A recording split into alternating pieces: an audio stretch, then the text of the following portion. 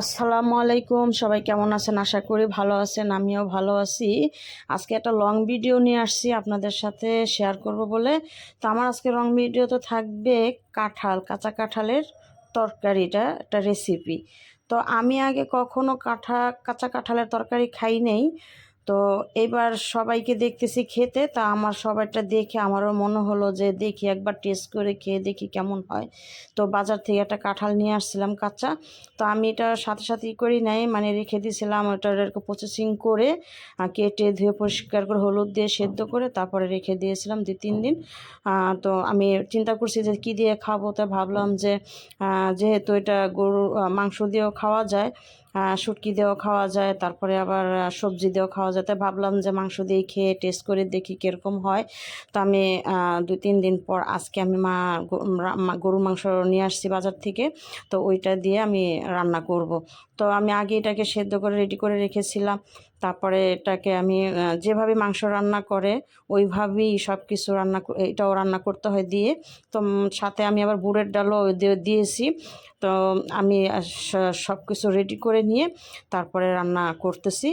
আর হচ্ছে যে সাথে বুটের ডাল, তো আমি মাংসের মশলা যা লাগে সব কিছুই কিন্তু আমি দিয়েছি, দিয়ে ভালো করে কষিয়ে নিয়ে দিয়েছি। আর এখানে আমি মাংসটাকেও দিয়ে দিচ্ছি। আর মাংসটা কিন্তু হচ্ছে মাথার মাংস, গরুর মাথা যেটা, সে মাংসটা দিয়ে, এটা হাড্ডি থাকে, এটা খেতে ভালো লাগে। তো ওটা দিয়েই আমি রান্না করতেছি, আর সাথে বুটের ডাল দিব। তো এইভাবে তো দেখলাম যে রান্না করে সবার মুখে প্রশংসাও শুনি, খেতে নাকি খুব ভালো লাগে। তা আমিও আজকে টেস্ট করব, আমার বাড়ির সবাইকে নিয়ে একটু একটু করে দিব সবাইকে। তো মাংসটা আমি ভালো করে কষিয়ে নিয়েছি, সাথে বুটের ডালও দিয়ে ভালো করে কষাইয়া তারপরে আমি কাঁঠালটা এখানে দিয়ে দিছি। কাঁঠালটা দেওয়ার পর ভালো করে কষিয়ে সুন্দর করে তারপরে আমি এখানে গরম পানি দিব, ঠান্ডা পানি ইউজ করব না। গরম পানি দিয়ে তারপরে আমি এটা রান্না করব। ভালো করে কষায় তারপরে আমি গরম পানি দিব। আমি গরম পানি চুলায় বসিয়ে দিয়েছি।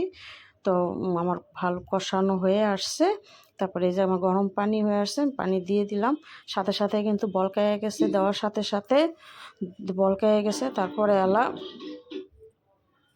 দিয়ে দিলাম। তো যখন ভালো করে হয়ে যাবে তারপরে আমি এখানে একটু জিরা ফাঁকি করে উপর দিয়ে ছিটিয়ে দিব, দিয়ে তারপর আমি এটাকে নামিয়ে নিব। তা প্রায় আমার হয়ে গেছে। তা আমি জিরাকে একটু সুন্দর করে ভাজা টেলে তারপরে এটাকে আমি ফাঁকি কড়াই আছে, শুধু একটু টালা দিয়ে দিব। তো এই যে দিয়ে দিলাম। আমার তরকারি কিন্তু হয়ে গেছে। একটু ঝাল ঝাল করে রান্না করছি যাতে খেতে একটু ভালো লাগে। তো সবাই সবার রেসিপি দেখে আমি রান্না করলাম। খাওয়া দাওয়ার পরে বোঝা যাবে যে কীরকম হয়েছে। তো যদি আমার এই ভিডিওটা আপনাদের কাছে ভালো লাগে, রান্নাটা কেমন হয়েছে অবশ্যই কমেন্ট